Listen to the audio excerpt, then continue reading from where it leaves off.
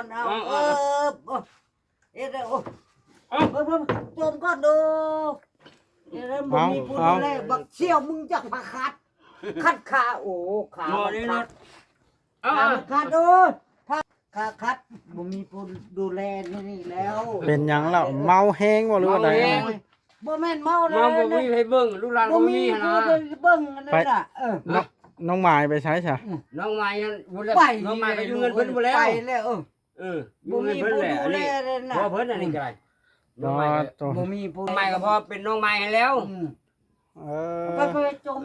แล้วให้เห็นนะนะจมให้นะอย่าเผาติงมึงก็ดิว้าลูกเองว้ายจม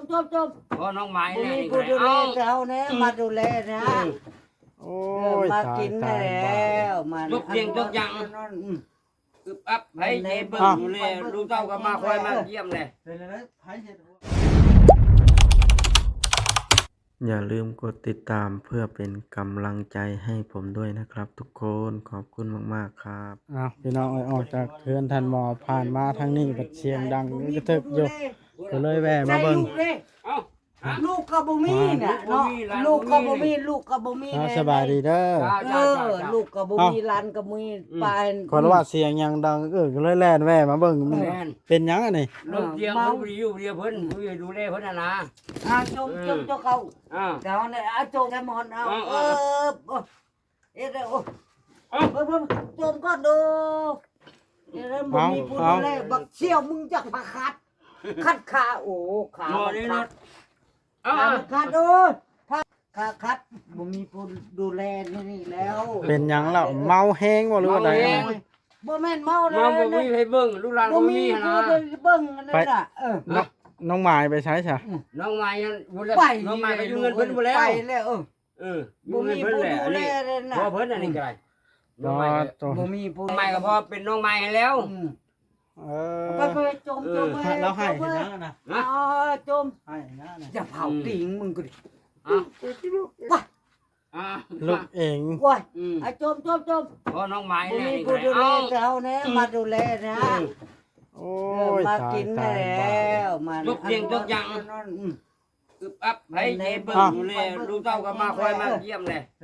ให้เฮ็ดหัวมาจำเพื่อนลาวซั่นนี่คนอื่นน่ะนะคนอื่นบ่แล้วบ่ได้เงินล่ะคนอื่นเฮ็ดประจำเสาเพื่อนเราเจ้า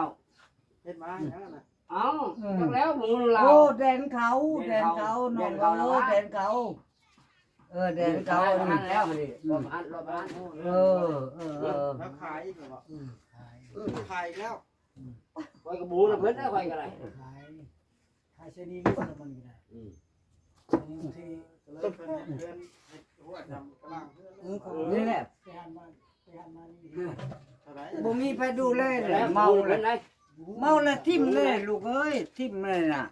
ลูกหลานกับทิ่มพ่อลูกหลานเนี่ยอยู่กับไผเราอยู่เฮือนหลังนี้ทุกมื้อเนี่ยน่ะลูกหลานกับไปพ่อลูกหลานเนี่ยหมดเทหมออันหมดเทก็ไปแล้วไปสักคนจะไปหมดเทก็น้ำมีผู้ดูแลเราอยู่จะประจักษ์พุ่นเพิ่นบ่เทกันหมอเทหมอน้ำหมอหินลูกเรานะหมอหินไปมือเลยลูกว่าอยู่ในใหม่พุ่นล่ะว้ายลูกก็บ่เรียกว่าชุกลูกว้าวเราก็จ่อยให้เราบ่ได้กินข้าวบ่พอนะจักแล้วน่ะไปคอเข้าในวัดเข้ามาจะได้เก่งอยู่วัดวันได้เก่งพุ่นคอเข้าบ่ได้แล้วมาจะพุ่นเจ็ดเลยก็บ่ค่าแล้วอันคนมาหั่นเราก็ปั่นกูหินภาคมึงเลยนอนดูมึงเดี๋ยวก็ก็ชวนเพิ่นนั่นแหละมาแบบมากินเครื่องนี่เลยเมาอยู่พุ่นบัดมาไปกอเข้าวัดเนี่ยทางเอามาเอาเรามาแสดงว่าถ้าเจ้าหามเรามาหามเรามาเราไปกอเข้าวัดอยู่นักเก่งพุ่นน่ะเข้าตัวนี้แหละนี่เข้านี่เข้านี่น่ะถ้าอยู่กับไผอันให้เรานั่งใครถามเราให้เรานั่งไหมอยู่กับบางน้ำกับลูกชายล่าอะไรวะน้องกับบางหินบ่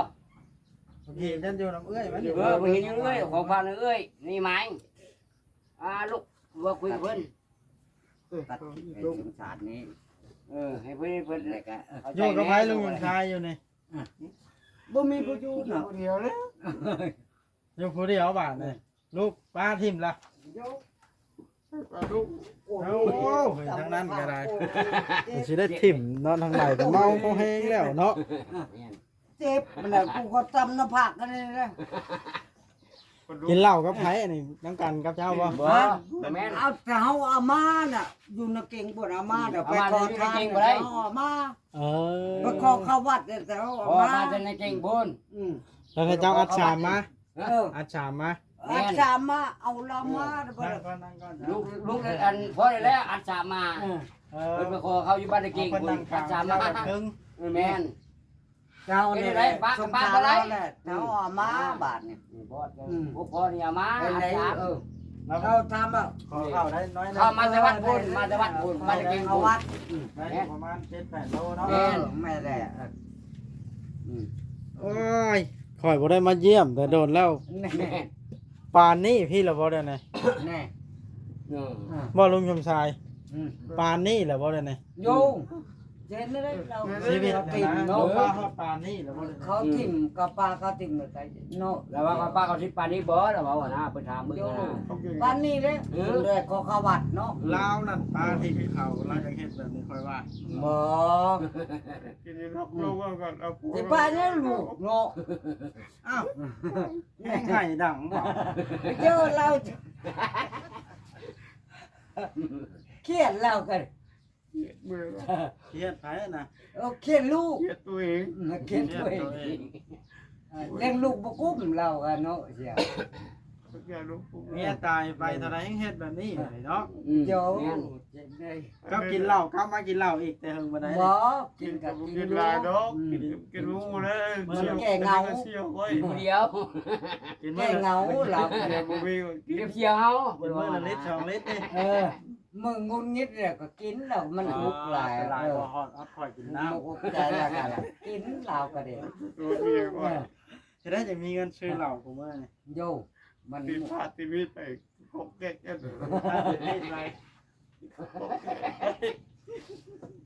คือกิน โอ้ โอ้ ย ย โอ้ยว่าจังไดก็ว่า ก็ จังได ตะกูหัวตับนี่มันปาก ให้เพิ่นช่วยเหลือแหน่จังว่า กระถ่ายลงไปก่อน ได้ลงไปก็ช่วยเหลือเพิ่นแหน่ลูกเอ้ย บ่เว้าเชื่อเรือบ่เชื่อเรือพระ แต่ เจ้า ว่าน้องไม้ ข ก็ อ คือ ทาน ว่าน้องไม้ก็ ขอเขาวัดเลยน่ะ น้องไม้เล่าก็อยู่น้ำผัวแล้วเนาะ แม่น ไม่ อันนี้ขอเขาวัดเนาะ ไอ้บุ้ยเขากินก็มือนี่ ไปหายาคูเพิ่นให้เท่านี้แหละลูกเอ้ยเพิ่นว่าพอพยายามพอจะให้เท่านี้เห็นได้เนาะ อืม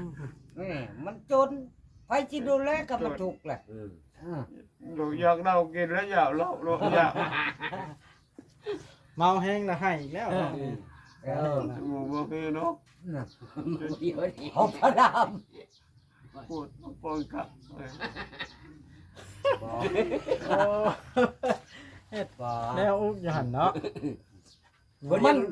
เราให้มัน เพิ่น เครียด เพิ่นมาเพิ่นยังเลี้ยวหาอยู่ย่านไปเป็น เครี ยั ย ง ด เพิ่นเอา เครียดลูกบ่ดู เพิ่นเป็นหยังเพิ่นว่ายัง เอาเสียงดัง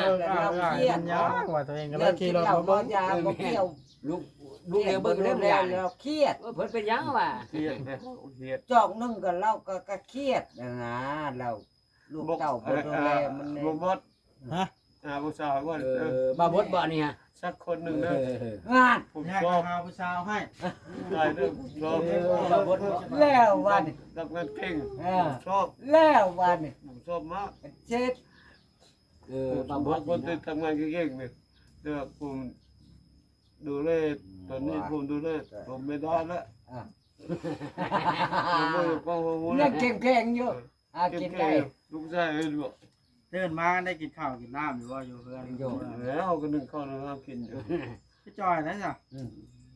ก็นึ่งกินอยู่แต่มันบ่คือกินก็คือกินแล้ว เจ้าก็ว่าแล้วเลยจังว่า น้ำลงน้ำเมียแน่นอน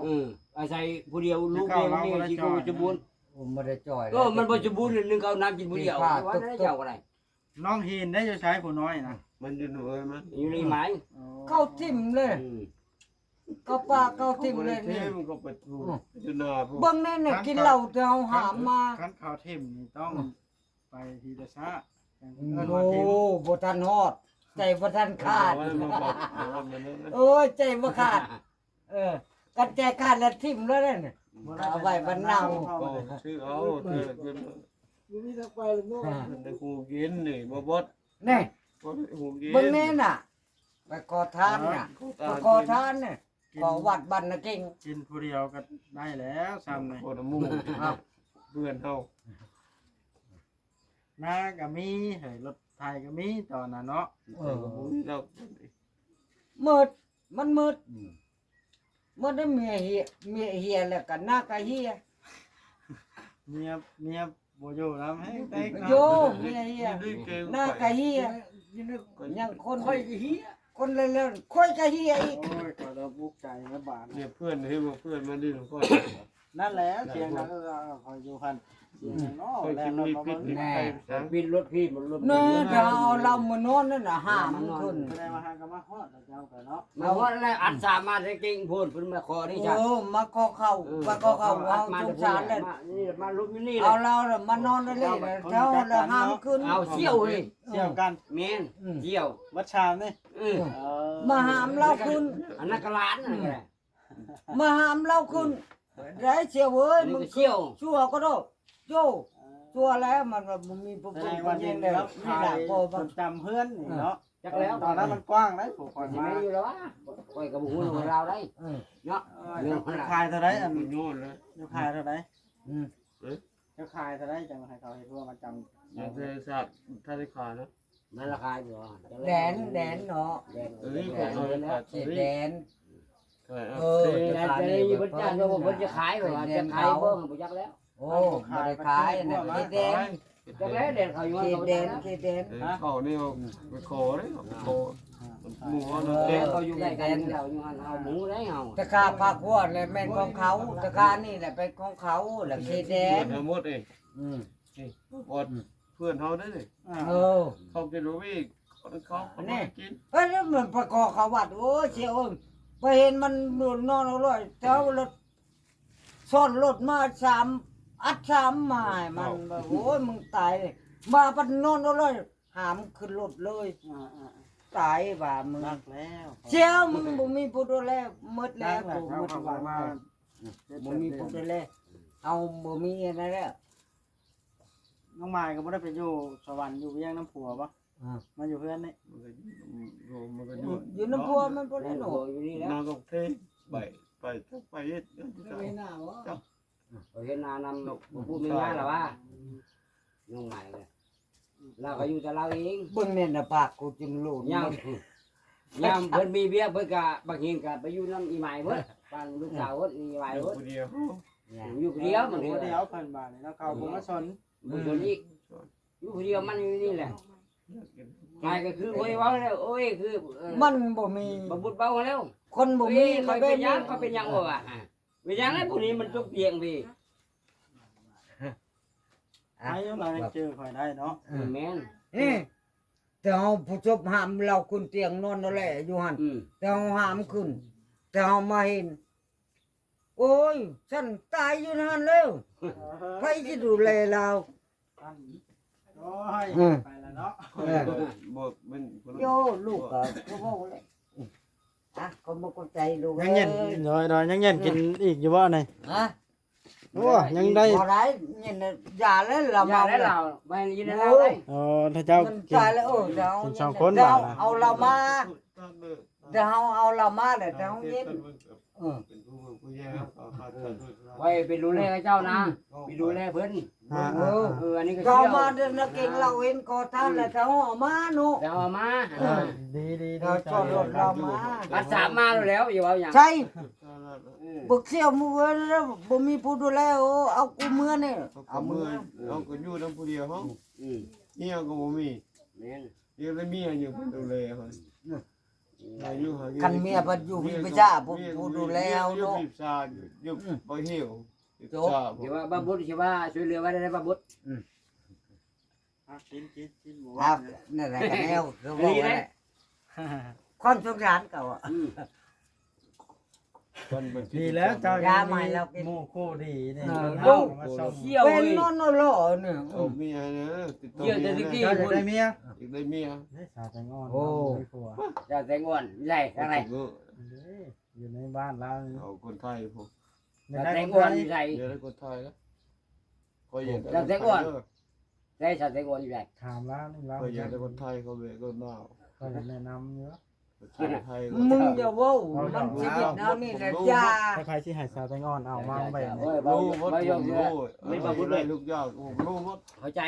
ลูกบ่นะเข้าใจเลยลูกเรายอมไปดิ มาแล้ว ว่าหยอกเพิ่น คันตายอยู่ในเตียงยังบ่มีประโจมเลยยังอยู่ในชาติแต่งอนเลยเช้า เห็นบ่ คันกูบ่มาเนี่ยเช็ด เพิ่นลูกคลิปอยู่หั่นจะว่าข้างในเพิ่นลูกคลิปอยู่หั่นจริงหรือบ่นะเพิ่นบ่ลูกคลิปอยู่หั่น กูหูจุกตั้งกองไว้ เอาเป็นช่วยเรือตัวเดียวนี่มาจะในเก่งปุ่น มัน มาหาคอเข้าคอน้ำนี่ ช่วยก็ได้จ้าบ่ช่วยกูก็ยาก อัดสาบมาค่อยจะเป็นอย่างอื่นเลยค่อยหั่นมาบัดลม ตุดคุกอยู่นี่ ลมอยู่หั่นมาเนี่ยมานี่มาลมอยู่นี่ไปบ้านไหนฉัน บ่มีผู้ใดใจเจียวลูกมึงบ่มี นี่เจ้าก็อยู่คนเดียวมาจะใน ก็ เก่ง ถามว่ามีบ่ คอเข้าอยู่วัดนี่ ลูกมึงจะคนบ่มี อันนี้เอาไว้เข้าอันนี้เอาไว้ ยาให้พ่อยาอยู่วัดบ้านเก่งบุญเอาให้ เอาพากันนั่งกินตามบายเด้อชนะคอยสิได้นั่นกันโดยสบายดีมาเอาพี่น้องคลิปนี้กันเนาะสิได้ขอจบคลิปลงซะก่อนเพราะว่าเสียงดังหลายก็เลยแวะมาเบิ่งพี่น้องเลยบ่มีหยังหลายครับเด้ทางอันพ่อชาจอกเพิ่นว่าพอน้ำมาขายเขามาจนจำอันกำลังเฮือนอีกแล้วซื้อเหล้ากินว่าซัดคนเฮาเนาะเดี๋ยวพี่น้องอันนี้ก็ที่ถ่ายลงไปในกายอย่าเพึ่งเว้าเพึ่งว่ากันเด้อเนาะผู้เพิ่นจะฮู้การเคลื่อนไหวครอบครัวนี่ก็อาจสิมีเนาะเฮาก็บังเอิญมาเห็นบรรยากาศอาการแบบนี้แล้วก็ถ่ายให้ FC เบิ่งเนาะเพราะว่าเมื่อก่อนเฮาก็ว่าง่ายๆเคยเข้ามาถ่ายเพิ่นประจำครอบครัวเคยซื้ออันได้ปั่นไผ่เป่าตีผ้ามาให้เพิ่นอยู่ว่าให้เพิ่นทำมาหากินตอนนะเพิ่นว่าได้รถได้ล้างขายนะได้น้ำไปขายไปเบิดบาทพี่น้องชีวิตเรากับลูกเต้าไปทางไผ่ทางมันบาทนะไผ่จักแนวเห็ดเนาะพี่น้องอีต้นนี่ดอกมันเป็นแบบนี้ทำตัวเองแต่แท้นี่แหละชีวิตคนจังจนจังทุกข์ยากพี่น้องย้อนแบบนี้เบิดคำสิว่าเนาะเอาโอเคเด้อคลิปนี้กันเนาะสิได้จบคลิปลงสักก่อนพี่น้องจบคลิปเพียงเท่านี้สักก่อนเนาะคลิปหน้าจังว่ากันพี่น้องพาเมื่อบาวัดกระจับก่อนบาทเลยเพราะว่าทางลูกชายบาวัดนะเป็นไข่ยุงว่าท่านไข่เลือดออกไปกวดเบิ่งเอาไว้นี่ต้องดูแลอย่างใกล้ชิดบ่ให้แหมให้นั่นเพิ่นว่าให้ติดตามอาการตอนต่อไปเพิ่นว่าให้ถ้าเกิดว่ามันไข้ขึ้นแห้งแล้วให้แก้ให้ใช้รถไปห้องหมอใหญ่รถเพิ่นว่าเอาก็อยู่ในอาการน่าเป็นห่วงอยู่ลูกก็แนวพี่น้องโอเคเด้อพี่น้องบ๊ายบายสบายดี